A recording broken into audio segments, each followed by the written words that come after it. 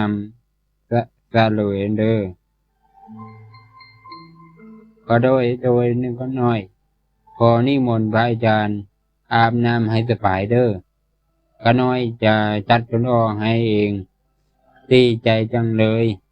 ดีใจจะได้อินน้ำแล้วจัดคนออกให้อาจารย์แล้วเอาจะค่อยลงดินน้ำก็แล้วกันเนาะการที่วิคูสร้างให้สามเณรด้วยการตัดจนออกในครั้งนั้นก็กลายเป็นเหตุอัศจรรย์เพราะเหตุว่าอ้อลำอันใดๆก็ในที่สระในน้ำหนองน้ำนั้นก็หาข้อหาป้องได้จะอันใจตัดใส่เข็มบ่ได้เลยเพราะว่าอันนี้น้อมถึงพระรัตนตรัยอันเป็นที่พึ่งของเฮาทั้งหลายมื้อนี้จะเว้าเกี่ยวกับธรรมะเป็นวันพระเนาะเป็นวันวิสาขบูชาเป็นวันศีลขึ้นวันที่11เนาะพฤษภาคมปี2025เนาะเอามาฟังธรรมโดยความบ่เสียเวลานะธรรมะมีว่านาลาปานสะดกว่าด้วยใช้ปัญญาเอาไปฟังธรรมะพร้อมกันเลยเนาะขอกล่าวละอัลลกถาเนาะอินาวาปัสสามนุตติมนุตินังอิสวาโนดิกังปัสสังนะเดนะวาลีวิวิตามะเสวามังตาวังอวิสสาติเอาเห็นจะหอยจินลงแต่เป็นหอยจินขึ้นมาดังนั้นเอาใจดูดน้ำลำออท่านก็จะฆ่าเฮาบ่ได้อันนี้คือหัวข้ออัลกถาเนาะเอาไปฟังเรื่องราวของเรื่องนี้เนาะเพิ่นว่าวิหารจะดอกของพุทธเจ้าเนาะ500 สารเนาะสาดกปานนะสาดกว่าด้วยใจปัญญาวิจารณาครั้งสมเด็จสัมมาสัมพุทธเจ้าเสด็จออกจากลิกเสวยแผ่พระพุทธธรรมในโคสัมพีช่วงมัชฌิมาการภิกขุสามเณรจากอารามพระอารามดวงเป็นจำนวนมากจำนวนหลายได้ตามเสด็จมาด้วยเส้นทุกพรรษาที่ผ่านมาครั้งนี้พระองค์ทรงนำภิกขุสงฆ์มาถึงเขตแดนหมู่บ้านนาปานซึ่งห่มรื่นลมซื่นจากมีบึงใหญ่อยู่ในหลังป่าไผ่เป็นป่าเนาะเป็นที่สัปปายะแก่หมู่สงฆ์ยิ่งหลายพุทธสาวกทั้งหลายจึงแยกย้ายกันหาที่สาธุอาสนะหลายล้อมสระน้ำกว้างใหญ่ในป่านั้นสามเณรเองก็สำรวมกายใจให้ดีนะให้ดีเด้ออย่าลิ้นน้ำทุกสนรบกวนพระผู้ใหญ่เป็นหลักสามเณรก็เจ้าว่าครับก็น้อยพอฮับน้ำใส่หลายแก้วเลยเนาะเย็นยะลงไปแท้คงจะซื่นจริงยิ่งหลายแม่นเดินทางมานอนนี่ต้องลงไปแช่น้ำจะแล้วล่ะอีกคนทั้งหลายรูปเมื่อจัดการจิตวัดเรียบห้อยดีแล้วลงน้ำในสระนั้น ภิกขุรูปหนึ่งเห็นต้นอ้อขึ้นอยู่สุบปุกซุมก็คิดอยากได้มาเอ็ดกองใส่เข็มซึ่งถาม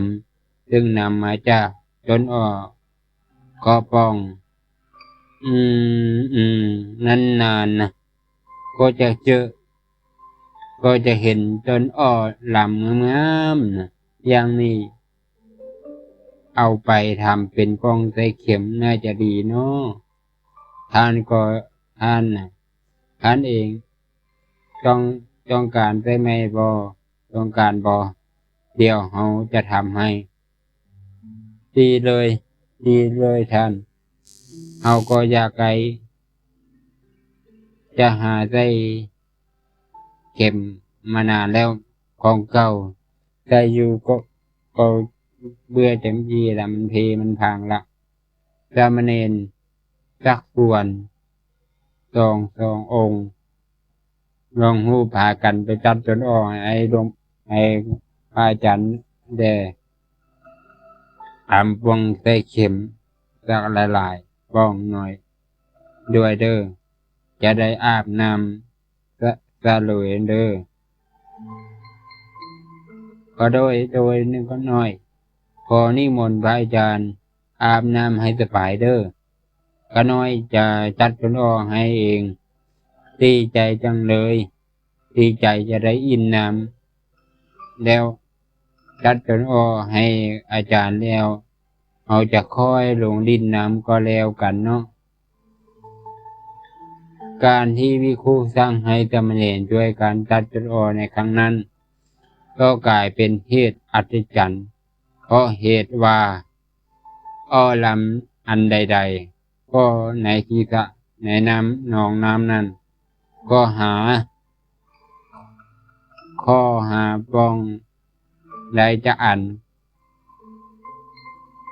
ใจตัดใส่เข็มบ่ได้เลยเพราะว่าอันนี้ลำนี้ก็เป็นหูร่วงหมายถึงว่าหูเหมือนเป็นท่อร่วงเลยนะมันบ่มีข้อตันบ่มีข้อเนาะลำเป็นลำไปเลยมีหูยาวๆไปเลยเนาะของเฮาก็เหมือนกันตัดหลายอันแล้วก็ยังคือกันก็บ่เห็นมีข้อจักอันเลยโอ้ยทำไมเป็นอย่างกูเนี่ยแค่เนาะใจเย็นเดี๋ยวแล้วเมื่อเดี๋ยวบ้านใดเขาจะได้ดินน้ำจากทีเว้ยเรื่องนี้มันแปลกจริงๆเลยเว้ยอยู่นะอยู่นำไปบอกด้วยอันพระอาจารย์ดีกว่าสามเณรพบเห็นประหลาดนีก็รีบขึ้นจากสระน้ำไปบอกวิคูหลวงพี่อาจารย์เกิดเรื่องประหลาดแล้วน้อยขึ้น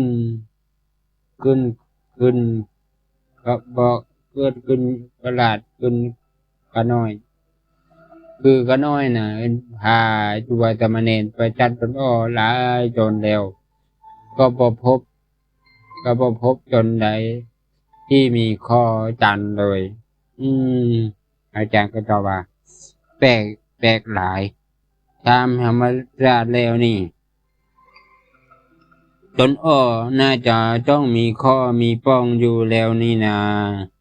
ประหลาดแท้เนาะอีกคู่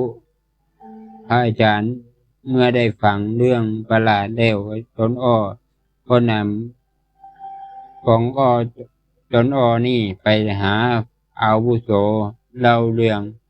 ให้หลายองค์ตามลำดับพรรษาโอ้โหต้นอ้อไม่มีข้อนั้นจนก้องจนป้องให้เจ็บด้วยจริงๆประหลาดแท้แปลกหลายเป็นอย่างนี้ไปได้เนาะว่าเอาต้องคาผูนกรุณาของพระพุทธเจ้า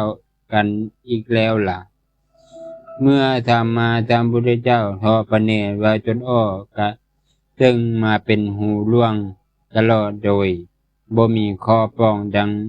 เคยก็ทรงมูด้วยญาณทุเพนิวาสานุสติญาณ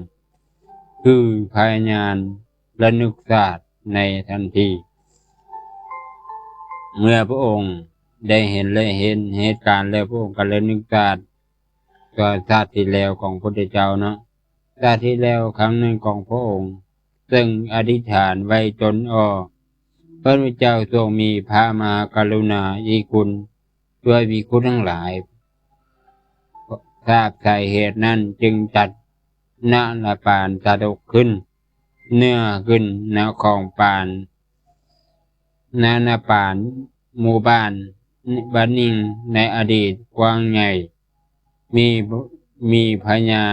ลิงใหญ่พวกของบริวารหลายตัวคำทิมหันอันทรมานและดูนึ่งมาถึงแล้วจนพญาลิงหับสถานการณ์บ่ทันโอ้ยฮอนแท้ทางฮอนทางแรงคือคนพญาหารหากันเหี่ยวแห้งตายไปหมดทำน้ำท่าก็เคยอุดมสมบูรณ์ก็เลือดแห้งลง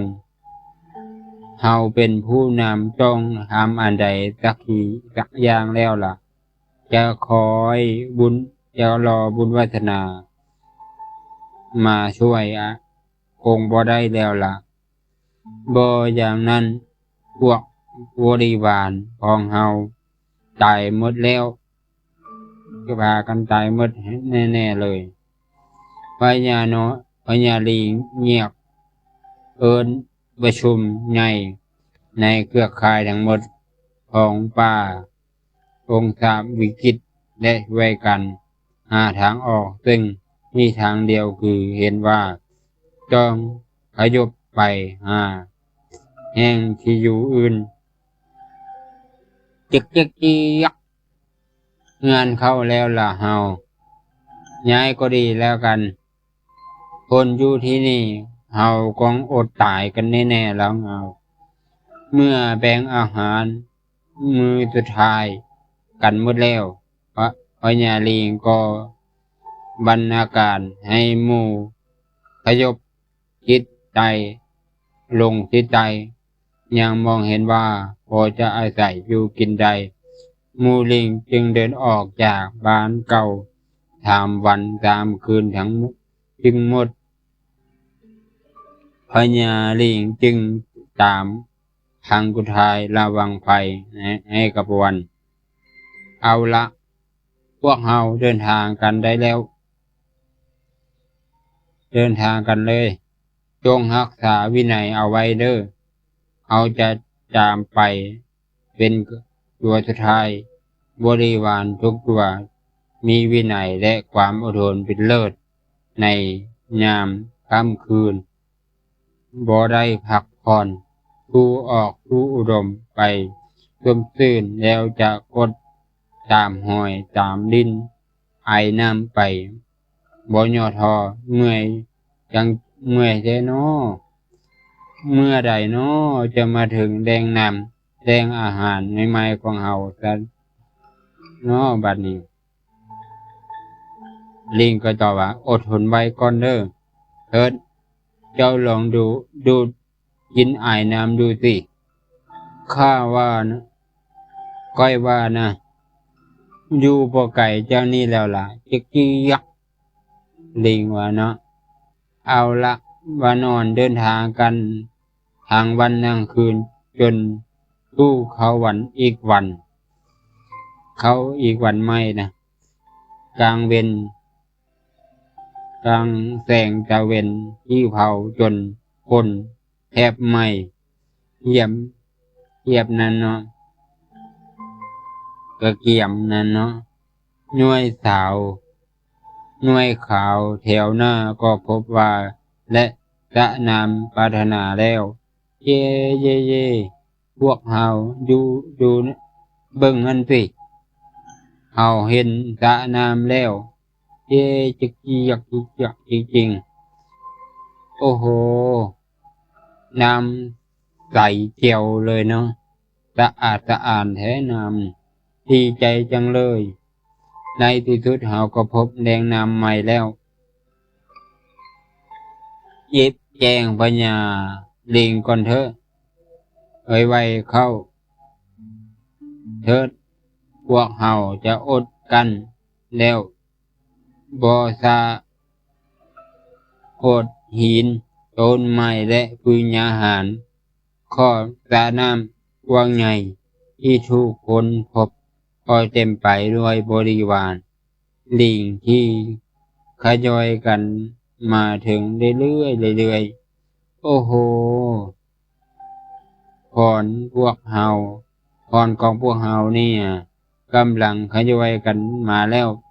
อีกบ่นานนะพญานอนคงจะเดินทางมาถึงเบิ่งสิพวกเฮาน้ำใสน่าจะกินมากเลยล่ะหลายเลยเมื่อใดวิญญาลิงจะมาถึงสักทีนะนั่นแหละสินะรอพญาลิงก่อนเถอะก่อนดีก่อนแล้วกันนะพวกเฮาแม้จะเมื่อยและหิวกระหายจำใดแต่เมื่อพญาลิงผู้นำมุ่งยังมาบ่ถึงบริวารทุกตัวทุกโตนะกับบ่อาจหารลงดื่มกินน้ำในตานั้นใดพวกเฮาใจเย็นๆไว้รอพญาลิงมาก่อนอย่าเผยอย่าไปล่วงแอบกินน้ำก่อนแล้วกันนะจะเกียกรู้แล้วนะพวกเฮาเป็นบริวารนี่มีกฎมีระเบียบบ่ทำอย่างนั้นดอกจนอาทิตย์อัศจรรย์ลงไปเพราะยังบ่มีบริวาร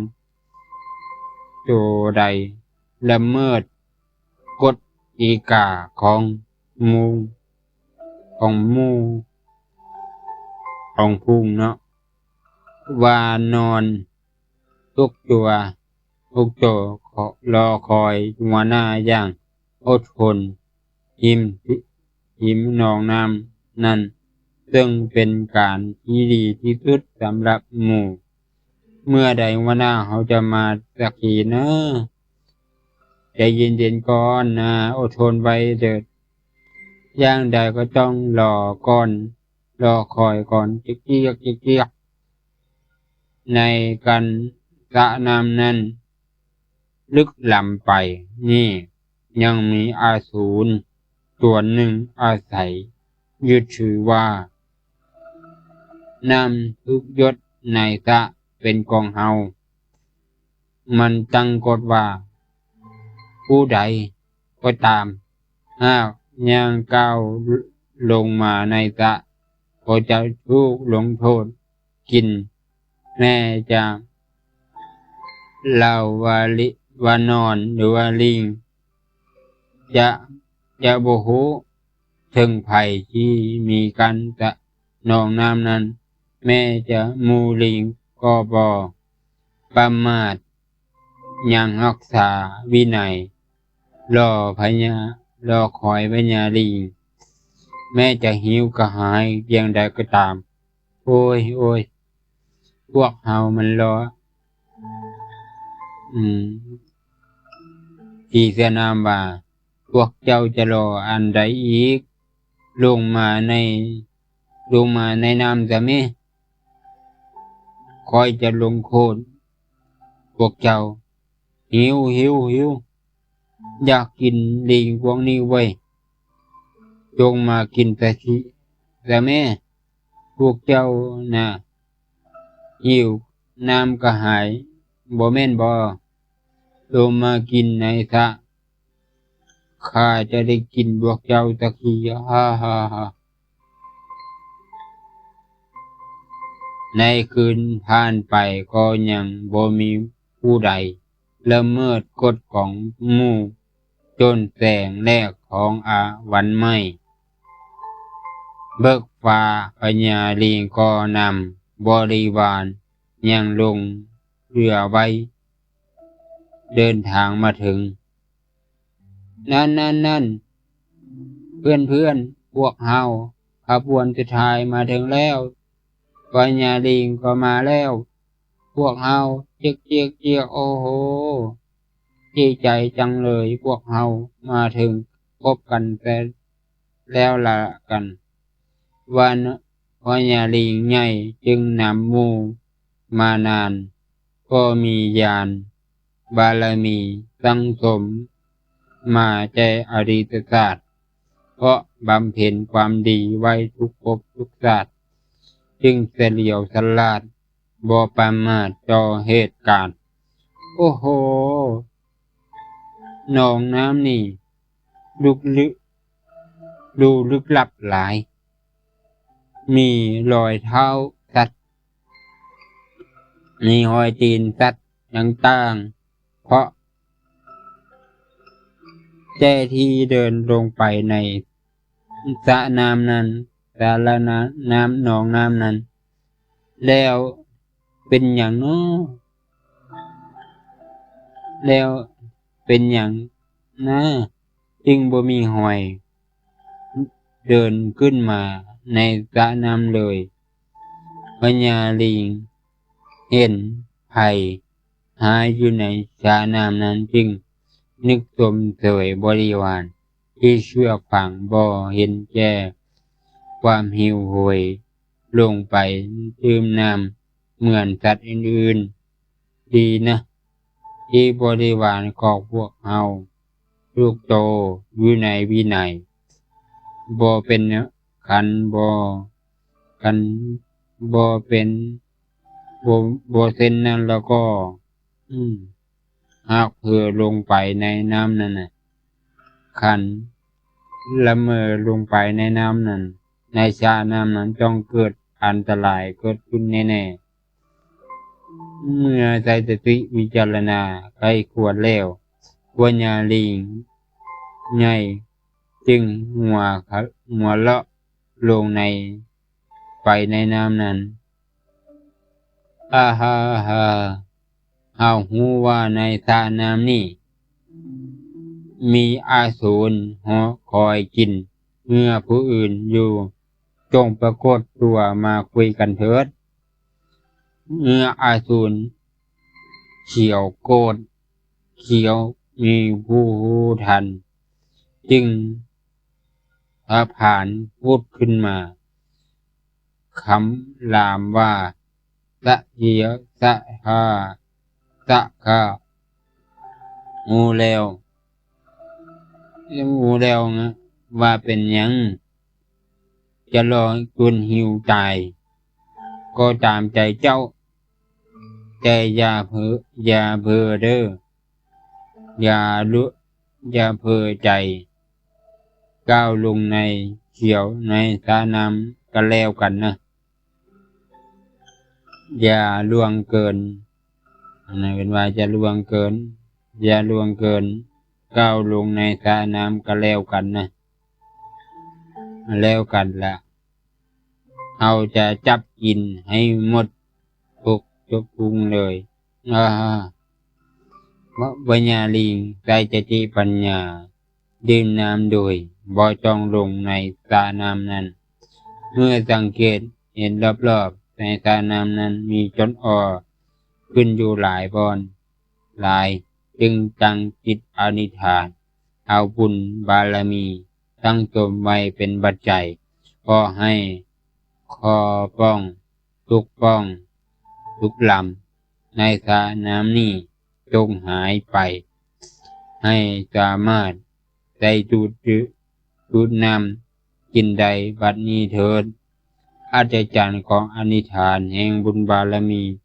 ย่อมมีผลเสมอต้นในป่านะปาน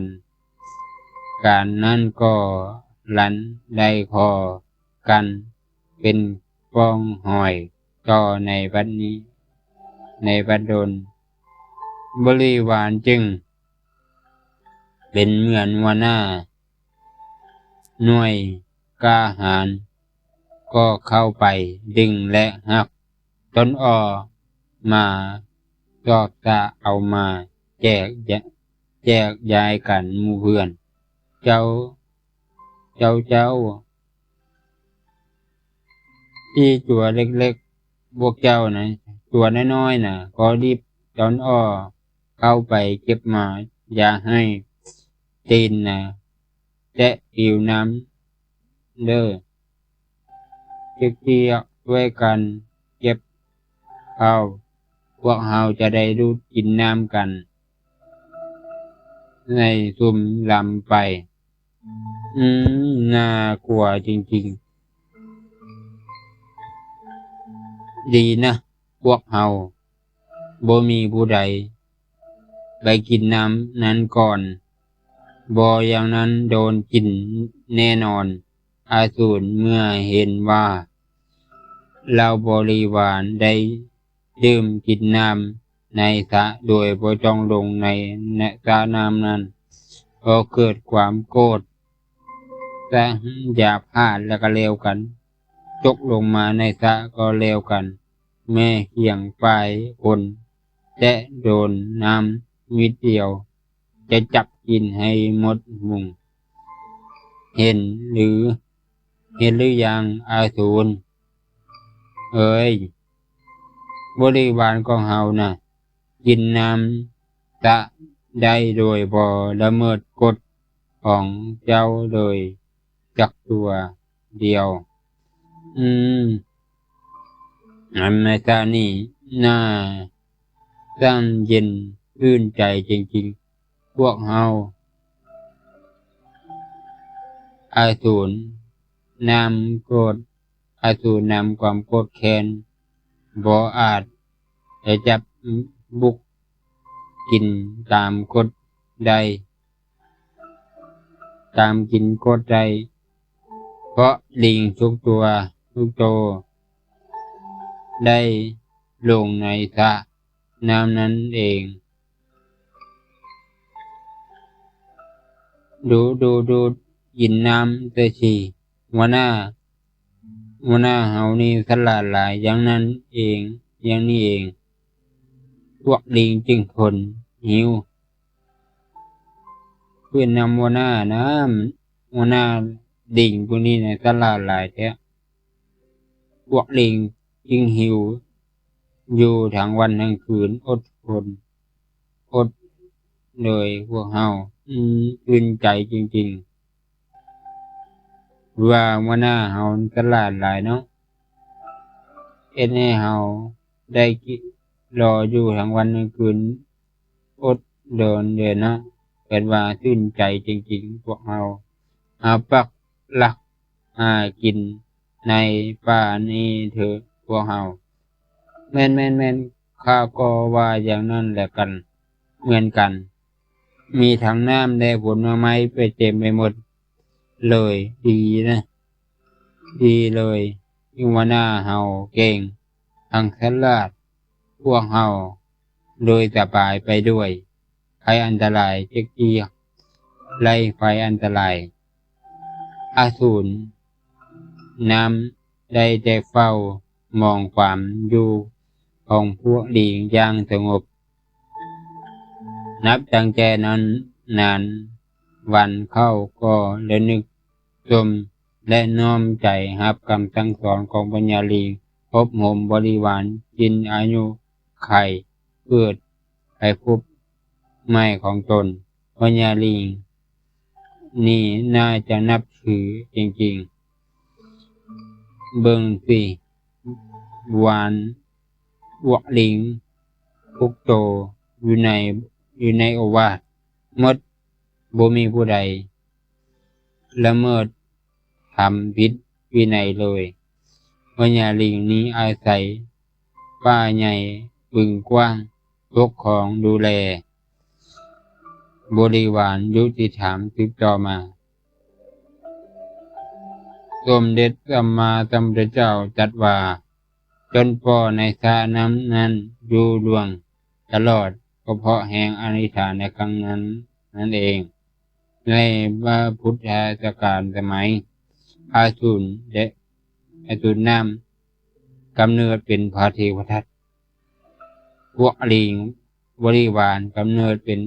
พุทธบริษัทปัญญาลิงจะเวยเป็นศาสตร์ของพระพุทธเจ้าเพิ่นว่าพวกเฮาเห็นแต่หัวจินขึ้นลงจินลง